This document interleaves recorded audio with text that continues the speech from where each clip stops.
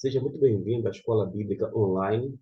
Nós adotamos a revista Compromisso, estamos na lição de número 7 e vamos falar sobre o tema após a conquista e ocupação da terra. De acordo com a página 34, o texto áureo se encontra em Juízes, versículo de número 10. É este que está projetado em tela. E nós vamos então fazer a leitura. Vejamos. Depois que toda aquela geração foi reunida a seus antepassados, surgiu uma nova geração que não conhecia o Senhor e o que ele havia feito por Israel. Se a gente rebobinar e voltar lá atrás, a gente observa que Deus tirou o povo do Egito. Ainda assim, o povo no deserto deixou muito a desejar, com muitos altos e baixos, deu uma tremenda dor de cabeça para o líder Moisés. Este preparou um sucessor, que era até então seu auxiliar, Josué. Josué, no primeiro momento, tem algumas dificuldades, porque tem alguns pecados individuais que afetam toda a nação de Israel até então ali no deserto, mas é algo pontual e é uma geração que é melhor do que a anterior, ou seja, a geração que Josué estava lidando era muito melhor do que aquela que Moisés, juntamente com Josué, tiveram diante de si. Quando a gente pensa que está tudo resolvido, que vai tomar jeito, vai aprumar, a gente tem essa informação no versículo 10. Depois que toda aquela geração foi reunida a seus antepassados, surgiu uma nova que não conhecia o Senhor, o que ele havia feito por Israel. A gente vai observar que muito mais do que ser um povo de altos e baixos, mostra um povo que não apenas ignora os feitos do Senhor por ele, mas de uma forma deliberada decide desobedecer o Altíssimo. E a gente vai observar que diversas coisas foram feitas nessa geração malévola, nessa geração que fazia o que era mal aos olhos do Senhor. A nossa revista, com relação à temática já mencionada, diz que, justamente no versículo 10, que está sendo projetado agora através da versão NVI, nova versão internacional, é uma triste constatação. O início do livro de Juízes vai relatar os acontecimentos do povo de Israel, agora acomodados em suas terras. É interessante observar que, depois da morte de Josué, o povo queria saber quem iria guerrear contra os cananeus. E este primeiro capítulo orienta o povo, por meio das palavras do Senhor, sobre quem iria guerrear primeiro. Já no segundo capítulo, que também é objeto do nosso estudo, veremos o povo sendo repreendido pelo anjo do Senhor. E após a conquista e a ocupação da terra, nós vamos ter algumas lições para refletir e colocar em prática. Vamos aqui nos pautar no capítulo 1. Eu peço que você, por gentileza, mantenha a sua Bíblia aberta no livro de Juízes, capítulo de número 1. Está sendo projetado aqui o capítulo de número 1. Você pode me acompanhar. Observe que sobre a história, ou aquela listagem dos juízes, nós só vamos ter a partir do capítulo 2, versículo 6. Embora eu tinha colocado o capítulo 1, eu preciso mostrar para você. É aqui, no versículo 6. Depois que Josué despediu os israelitas, eles saíram para ocupar a terra, cada um a sua herança, e assim por diante. Vai começar, então, nesse capítulo 2 de Juízes, deixa eu fazer agora sim, 2, 6. Vai começar, então, falar sobre os juízes que estiveram durante um período de 340 anos aproximadamente, sendo levantados por Deus para libertar o povo. Depois dessa digressão, a gente retoma aqui no livro de Juízes, capítulo de número 1. Então, a gente já tem a informação de que esse período que Josué morreu, bem como o de Moisés, era um período que a gente chama de teocrático.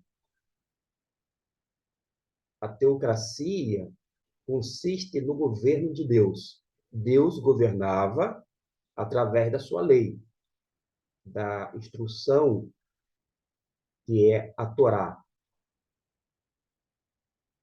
Nesse momento, a gente vai observar que, apesar de ser um período teocrático, porque é antes da monarquia, para você ter uma ideia, Davi vai conquistar e vai reinar, segundo o livro de Samuel, no capítulo 5, versículo 6 até o 10, cerca de 400 anos desse período dos juízes. Então, a gente tem um período antes da monarquia, quando ainda não havia sido instituído. Desta forma, o período ainda é teocrático, mas acontece que perdeu um elo de liderança, um elo crítico de liderança piedosa. Por causa de quê? Primeiro, Deus tinha levantado Moisés. Moisés faz a sucessão e, portanto, fica no lugar como líder nacional Josué. Ambos pessoas piedosas. Mas quando Josué morre, por mais que aquela geração de Josué era uma geração bem melhor do que a anterior, mas ainda assim criou um vácuo de liderança. Não houve nomeação para a liderança. A gente não tem nenhuma informação bíblica. Naturalmente, que aquela geração de Josué, após a morte do líder, eles deveriam confiar em Deus. Confiar em Deus intensamente mais do que antes, enquanto tinha a presença do líder Josué. Mas criou-se uma lacuna, houve uma abertura.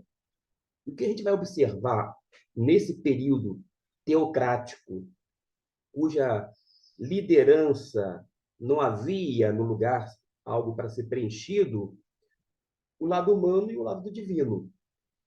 Do lado humano, vai haver desobediência. Qual é a consequência disto? O desastre. Já o lado divino, a gente vai observar que Deus vai levantar homens, inclusive mulher, para servir como libertadores. A gente vai ter, então, do lado divino, a libertação e a direção contínua. E como era essa direção contínua? Uma vez que eu afirmei aqui que não havia um líder que foi nomeado. Havia nomeação? Não. Houve, em hipótese alguma. Não teve aquilo que a gente chama de sucessão. Não houve. Mas acontece que Deus levantava juízes, e a gente não pode confundir juízes achando que é aquelas pessoas que ficam lá de toga no tribunal. Nada disso. Esses juízes eram pessoas que se tornavam libertadores do povo. Eles iam literalmente para a guerra, combatia, lutava, guerreava, vencia, libertava o povo, e enquanto cada um desses juízes governava, aquela geração seguia, vou dizer assim, fielmente, porque reconhecia como alguém da parte de Deus.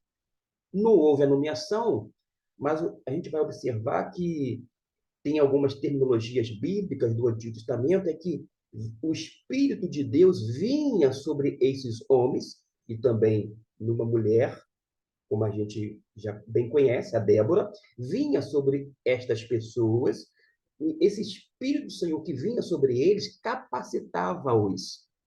Além disso, iria legitimá-los a se tornarem libertadores, de modo que o poder de Deus agia na vida deles.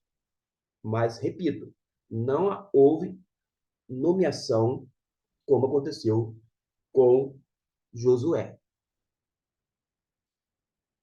Mas, se há esse lado humano e o lado divino, o que a gente vai observar nesse meio tempo, e quando me refiro a esse meio tempo, são 340 anos, quando Deus levantou cerca de 13 juízes, aproximadamente, há até uma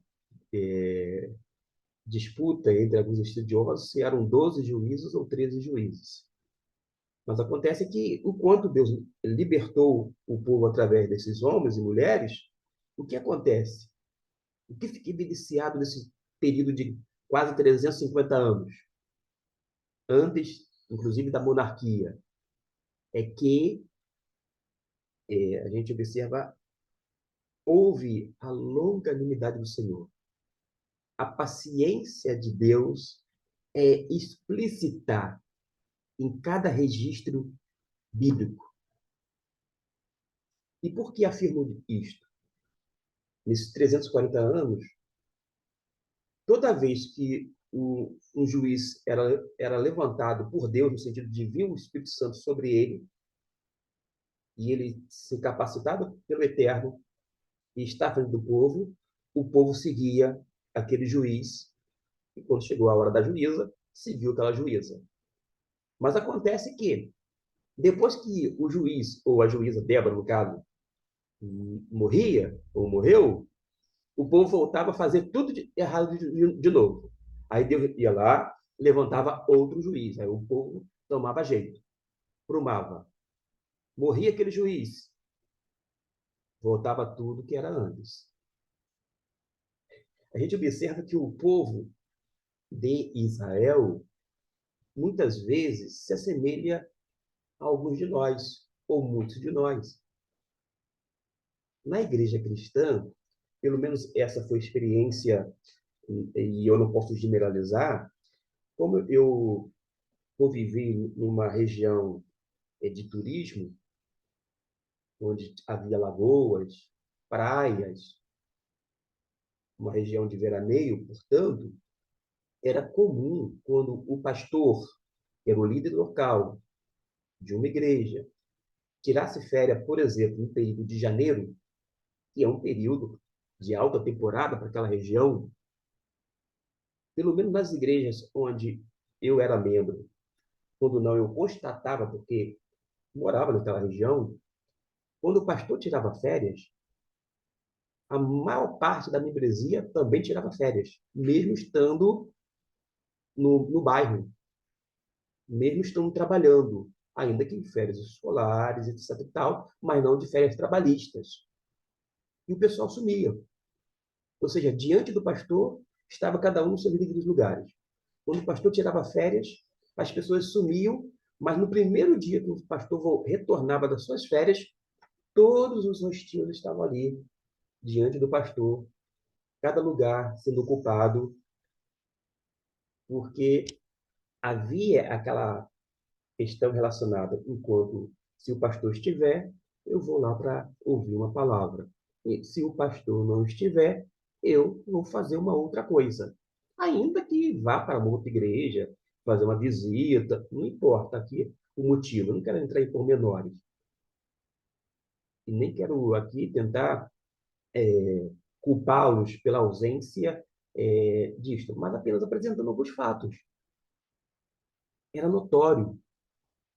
E aqui não é diferente. Um juiz era levantado por Deus, no sentido de ter essa influência do Espírito de Deus sobre ele, e as pessoas seguiam, tintim por tintim. Ele morria, E aquelas mesmas pessoas, da geração daquele mesmo juiz, começavam a fazer algo errado. Ou seja, um contrassenso. Não é diferente nos dias atuais. A gente vai observar ainda algumas coisas, porque os juízes, eles eram não pessoas que lidavam nos tribunais, eram libertadores, como eu disse, mas a palavra shofetim, que significa justamente juízes, a ideia é de tornar reto. Enquanto o juiz estava diante do povo, governava tornando o povo reto, e assim sucedia. Mas a gente sabe que com a ausência, isto é, com a morte de cada juiz, sem exceção, o povo voltava a fazer coisas que não deviam. Só para a gente sentir o drama daquela realidade. Uma coisa importante é que logo no início, a gente observa, que no versículo 3 fala assim: Então os homens de Judá disseram aos seus irmãos de Simeão: Venham conosco ao território que nos foi designado por sorteio e lutemos contra os cananeus. Iremos com vocês para o território que lhes foi dado. E os homens de Simeão foram com eles. Quando começou, vou dizer assim, esse embate para a conquista e ocupação da terra, aquela terra que mana leite e mel, a terra de Canaã, por que, embora foi designado para lutar contra os cananeus, um povo guerreiro, um poder bélico grande, por que foi designado a tribo de Judá? Porque a tribo de Judá era maior, era também a mais forte. E ainda assim, a gente observa que Judá não vai sozinho contra os cananeus. A tribo de Judá chama uma outra tribo, a tribo de Simeão. Isso chama atenção porque são tribos, irmãs ou co-irmãs, mas que fazem parceria. Hoje em dia não é diferente.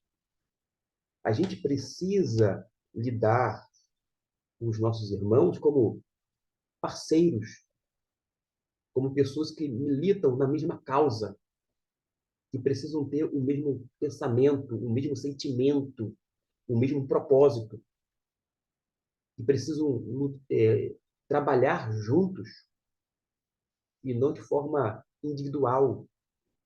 Da mesma maneira, a gente precisa entender que as organizações missionárias, por exemplo, precisam trabalhar de forma coesa. As organizações de treinamentos precisam estar, vou dizer assim, alinhadas ao programa das demais organizações, porque elas não são competidoras, elas não estão aqui na igreja para ocupar mais um espaço, mas para somar, para contribuir. Deve haver uma parceria, vou dizer assim, entre as organizações, entre os departamentos, entre as comissões, entre o corpo diaconal, entre o líder, uma alusão ao pastor, ou quando a igreja tem pastores auxiliares, enfim, todos devem ser vistos como parceiros. Nós aprendemos isto até mesmo em meio a uma situação um tanto dramática, de acordo com a narrativa que vai seguir. Mas Judá foi para a guerra contra os cananeus, mas por ser mais forte e maior como tribo, mas ainda assim fez parceria. Nós precisamos entender que o reino de Deus é um reino de amigos. Nós não somos competidores. Nós somos, entre aspas, parceiros, amigos. É isto que a gente aprende, pelo menos com estas palavras contidas no versículo 3 em diante, e de fato isso aconteceu. A gente pode continuar, porque, como eu disse no capítulo 1, as tribos de Judá e Simeão e você vai ver a narrativa e toda. Você pode ler a revista na página 34 e 35, é, justamente sobre essa investida, não apenas contra os cananeus, mas depois vai ter outros povos, e eles vão. Eu vou aqui tentar passar, não sei se travou aqui, mas eu vou tentar, enquanto falo, passar só para você visualizar, mas o ideal é que você leia e, e acompanhe sua Bíblia. O que acontece? Vou agora tentar aqui. Houve esse ataque contra os cananeus, a gente vai ver uma série de coisas, você pode observar, leia o capítulo 1 inteiro na Bíblia de Juízes, e você vai observar que depois eles foram para a região montanhosa, que era aquela região de Negueb e a Baixada. Tem o texto vai apresentar os filhos de Anak, que são os Anequins, que são relacionados entre os habitantes da terra de Canaã e que habitavam naquela região mais montanhosa. A gente vai ver, enfim, várias coisas, mas era importante, naquele momento, antes de ter, vou dizer assim, entre aspas, tá?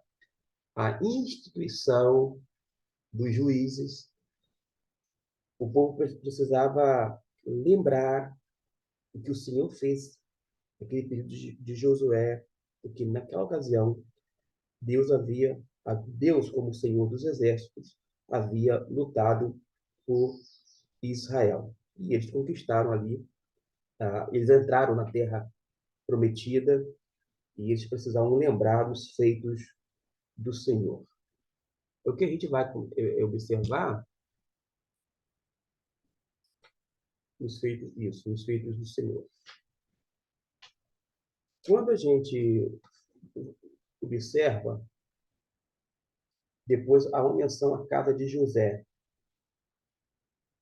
capítulo 1, versículo de número 22 em diante. Aqui, já os benjamitas deixaram de expulsar os jebuseus que estavam morando em Jerusalém. Os jebuseus vivem ali com os benjamitas até o dia de hoje. Observe que, por conta disto e outros fatores, porque outros povos continuaram também vivendo, eles não foram expulsos completamente, foram derrotados, mas, porém, não expulsos. Alguns sim, outros não. Tem que ver, cada caso é um caso, com a atuação dos libertadores, isto é, os juízes.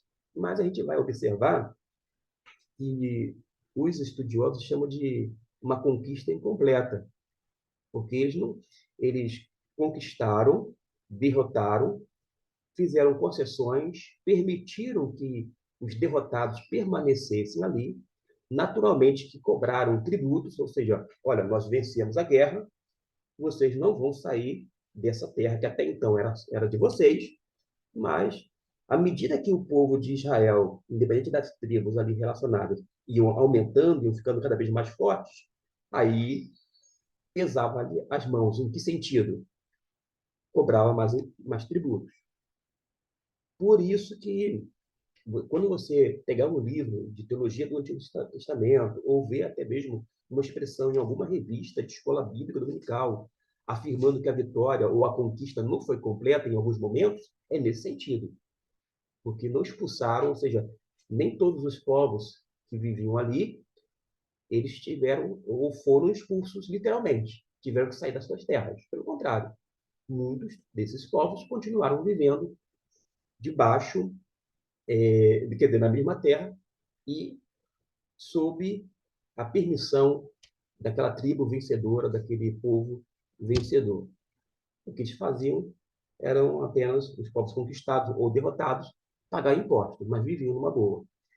A grande questão aqui é que, mesmo permitindo que tivesse essa convivência, não estou aqui entrando no mérito se tinha hostilidade ou não, não vem aqui ao caso nessa lição, mas acontece que o povo de Israel, em vários momentos, a gente observa que vai ter uma assimilação muito grande. Começa a trazer resquícios dos povos pagãos. Assimila com muita facilidade as questões culturais, religiosas e etc. Então a gente precisa tomar muito cuidado.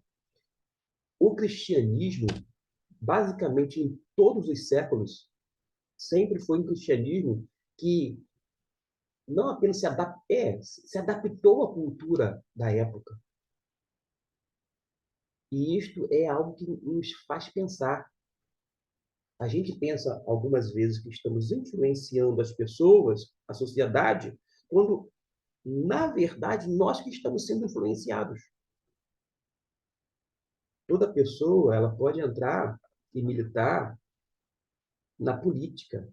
E ela pensa assim: nós temos que entrar e ter pessoas na política nos representando. Sim, é um direito legítimo. Mas acontece que a gente tem observado que uma parte, e eu não serei leviano dizer que são todas as pessoas, mas uma parte dessas pessoas que adentram para a política, elas assimilam e agem da mesma forma que não é aprovada pelos próprios cristãos. Fazem as mesmas coisas. Ou seja, em tese era para influenciar, adentro para a política, se beneficiam e se torna da mesma maneira. São iguais. Iguais àquelas pessoas que agem não de uma forma correta nesse cenário político. Repito que eu mencionei alguns, uma parte, e eu não estou aqui eu não estou me referindo se é maior parte ou menor parte. Acontece que nós temos visto alguma constatação. Pessoas que são evangélicos, que deveriam dar o exemplo na política, costuram acordos, ficam atrás de benesses e não têm interesse comum em foco. E as práticas são realmente colocadas em dúvida quando filtradas pela ética cristã ou pela ética secular. Da mesma forma, as pessoas querem influenciar a sociedade e muitas vezes deixam a desejar. Ou seja, não fazem as coisas corretas. É um mau cidadão, é um péssimo, não apenas um mau, mas é um péssimo cidadão. Deixa muito a desejar. Mas a gente tem visto que o que acontecia no período que é da teocracia, assimilando várias coisas relacionadas à cultura e elementos religiosos, a gente vê nos dias atuais, com muita facilidade. Você não precisa se esforçar, você não precisa correr atrás de igrejas, verificar, observar, constatar aquele fenômeno, não. A gente vê isso diante dos nossos olhos aqui e acolá. Vai depender, naturalmente, onde nossos pés pisam. Por isso, a gente precisa ter esse alerta de não ficar utilizando os mesmos expedientes, que vou chamar de seculares, dentro do meio eclesiástico. Se lá fora, no meio secular, há uma briga por projeção, por destaque, por controle, por poder, etc. e tal, no meio eclesiástico não deveria haver esse tipo de coisas, tampouco competição, mas sim o quê? Parceria. Percebeu a questão? Onde eu quero chegar? A gente continua, porque há a menção de outras tribos, no capítulo 1, do versículo 30 até o 36. A gente não vai falar sobre as outras tribos, mas observe que os amorreus, eles deram trabalho à tribo de Dan, no sentido de contestarem a sua partilha e os forçaram a migrarem para a região montanhosa. Ou seja, mesmo naquele período de Josué, naquele período que sucedeu um pouquinho de Josué, e antes da ação dos juízes, não foi nada fácil, não.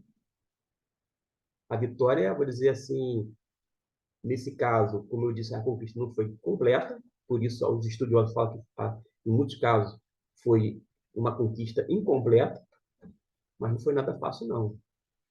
Isso me chama atenção para o que eu chamo de triunfalismo, não é que é um termo que eu dei, não. As pessoas acham assim, porque a gente é filho de Deus, todas as coisas vão se tornar tão fáceis para nós. Nada disso.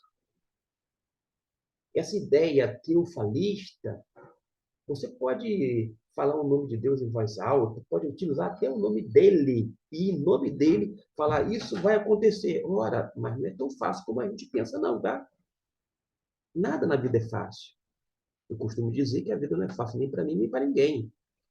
E não é pelo fato de eu ter o Senhor na minha vida que eu vou estar exemplo de provações. Aliás, disse Jesus, no mundo tereis aflições, mas tem de bom ânimo. A gente tem que ter bom ânimo, confiar no Senhor, fazer a nossa parte e esperar nele. Mas não nos isenta de tribulações, de dificuldades, de lutas, de momentos difíceis. Até porque o fato de ter o Senhor na nossa vida não vai eximir de nós ficarmos, por exemplo, doentes. Nós, como crentes, ficamos doentes. Mas nós temos a informação lá no Antigo Testamento de que Deus assiste os seus no leito da enfermidade, ou seja, ainda na enfermidade o Senhor está nos acompanhando, o Senhor está dando assistência devida e necessária. O Senhor permanece conosco. E que coisa boa é ter o Senhor nos momentos alegres, mas também nesses momentos difíceis. Nesses dias eu vi assim algo no Facebook e uma pessoa vai lá para a rede social e fala, olha, eu estou com depressão. Aí uma pessoa muito bem intencionada diz assim, você está com depressão, aceita Jesus. Ora, eu sei até o que o coração da pessoa foi o coração mais bondoso possível, eu sei disso. Mas acontece que muitas pessoas que têm Jesus no coração têm sofrido de depressão. Claro que toda pessoa, o desejo de Deus, bem como o meu, que não vai ser diferente, é que todas as pessoas reconheçam o senhorio de Cristo. Mas isso não significa que ela não vai ter depressão, que não vai ficar doente.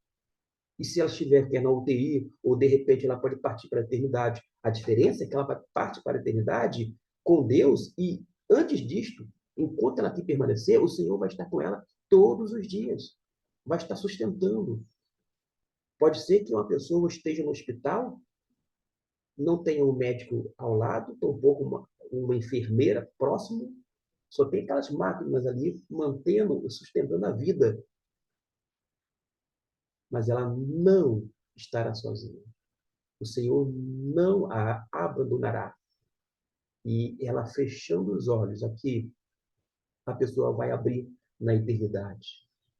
Quando o coração dela parar, o Senhor não estará apenas na eternidade, lá no outro lado, vou dizer assim, esperando. O Senhor, antes disto, estará o tempo inteiro em vida, junto dela, com ela, e utilizando uma expressão do Novo Testamento, dentro dela, isto é, através do Espírito Santo que mora e habita permanentemente naquele coração. Tem uma expressão aqui, no capítulo 2, o anjo do Senhor. O anjo do Senhor subiu de Gilgal, a Boquim, e disse, tirei vocês do Egito e os trouxe para a terra prometida. O que o anjo do Senhor que faz é relembrar a promessa feita aos pais dos israelitas, que era tirar o povo do Egito e levar para a terra prometida, a terra de Canaã, a terra que mana leite e mel. E por isso que na parte final, você observa aqui o destaque, deixa eu ver se eu faço um destaque aqui, eu não consigo, com esse mouse, que hoje não está me ajudando muito, não. Mas vou tentar aqui agora, de uma sentada só. Deixa eu ver. Não consegui, mas você observou aqui no anterior.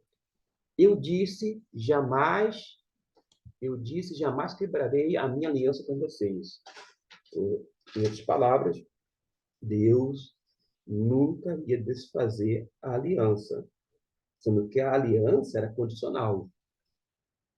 Enquanto as pessoas que eram parte do povo de Israel estivessem obedecendo, ia desfrutar da bênção de Deus. Quando as pessoas desobedecessem, iriam ser amaldiçoados no sentido de ter as consequências desta deste não cumprimento da aliança. Deus é um Deus amoroso, mas como se diz aí no popular, isso a partir de alguns versículos bíblicos, Deus é também fogo consumidor, porque ele é um Deus zeloso, porque assim como ele é santo, ele requer um povo santo. E quando o povo vive não mais na santidade, é uma afronta contra o Senhor e certamente há uma consequência desses atos. No capítulo 2 em diante, no versículo 6, pelo menos eu vou baixar aqui para que você possa me acompanhar, fala que depois que Josué despediu os israelitas, eles saíram para ocupar a terra, cada um a sua herança. O povo prestou culto ao Senhor durante toda a vida de Josué. Observe que até aqui não está falando nada sobre juízes, embora já está registrado no livro de juízes. Ainda são relacionados àqueles feitos passados. No versículo 10, que é o texto áureo, a gente viu. No versículo 11, então os israelitas fizeram o que o Senhor reprova e prestaram culto aos Baalins. Ou seja, abandonaram o Senhor, o Deus dos seus antepassados, que os havia tirado do Egito, e seguiram e adoraram vários deuses dos povos ao seu redor, provocando a ira do Senhor. Abandonaram o Senhor e prestaram culto a Baal e aos postes sagrados. A gente precisa lembrar que Baal era um deus naquela região de Canaã, entre os cananeus, como o deus do clima, da agricultura, da fertilidade, tudo isso era atribuída a Baal. Baal também, um termo, significa assim, dono, senhor, dá a ideia de senhor, de dono, no sentido de ser proprietário. Mas, em algumas vezes, tanto na Bíblia quanto na literatura secular, que eu vou chamar assim, Baal era tido como o marido. Ora, era como se Israel estivesse cometendo um adultério espiritual, como de fato houve. O povo de Israel, que acabava seguindo os Baalins, isto é, aos adoradores de Baal, estava deixando o Senhor e cometendo espiritual, ficando, entre aspas, com outro marido, com outro senhor, que no caso aqui, como eu disse, era Baal. Mas, além disso, havia outras, outros segmentos, outras divindades. Eu tenho a menção, menciona em Juízes, Astarote, que era a deusa do amor, a deusa do sexo. E o povo judeu, naquele período, seguiu tanto o Baal quanto Astarotes, quanto, enfim, outros deuses pagãos, mostrando que, mesmo sendo o povo da aliança, infelizmente, desobedeceu. Qual é a associação que a gente pode fazer por dias atuais? Mesmo sendo a igreja o povo de Deus, mesmo assim, a igreja, através de indivíduos, quando não de forma coletiva, comete pecados, porque não são feitas, a igreja não é composta de pessoas perfeitas, mas ainda assim a gente precisa confessar os nossos pecados, se arrepender, entendendo que Deus é misericordioso, porque a paciência divina é grande. Deus é longânimo. O povo peca e é punido. O povo se arrepende e Deus age de uma forma misericordiosa. Nós já estamos praticamente chegando ao final da lição. Vou fazer apenas a leitura da conclusão aqui na revista, para que a gente venha literalmente finalizar este vídeo. Entre algumas lições deste capítulo, ou dois capítulos de Juízes, que a gente passou por cima, é verdade, a gente vê que o povo começou a aproximar-se de ídolos feitos por mãos de homens. Nós precisamos atentar porque, mesmo tendo diante de nós uma imagem de escultura, nós podemos estar criando ídolos em nosso coração.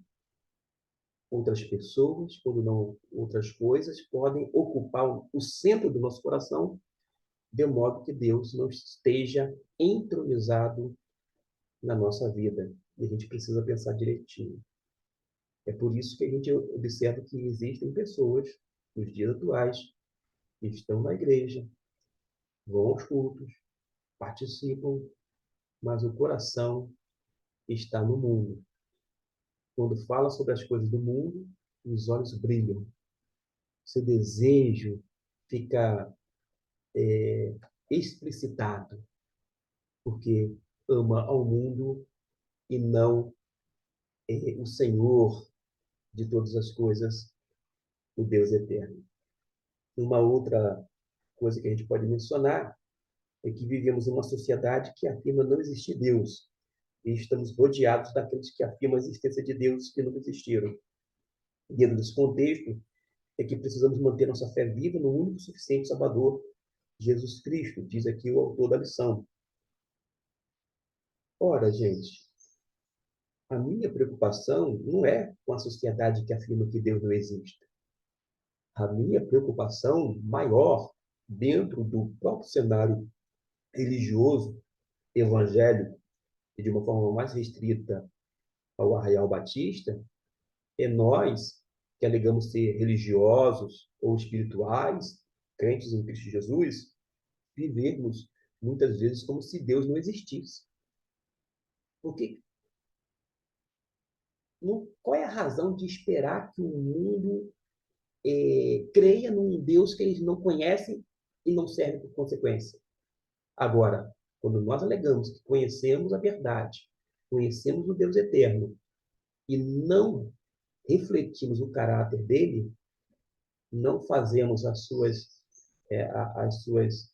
ações propostas, não cumprimos os seus mandamentos, seus ensinos, aí que mostra que o ponto crucial está conosco.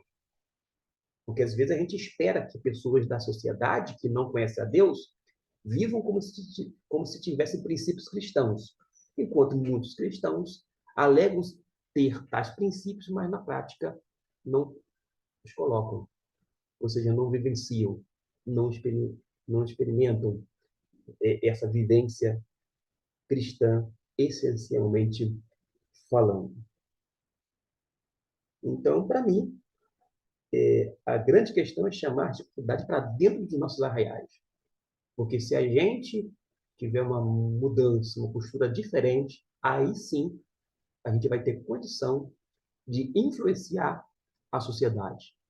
Mas o diagnóstico é o raio-x que eu tiro, parece-me, e posso estar errado, e tomara que esteja errado, é que a sociedade tem influenciado mais a igreja do que a igreja influenciado a sociedade. Parece-me. E quero estar redondamente enganado. Mas, tristeza à parte, o Senhor sentiu não apenas no passado, com relação ao seu povo, bem como a igreja, que é o povo dele nos dias atuais.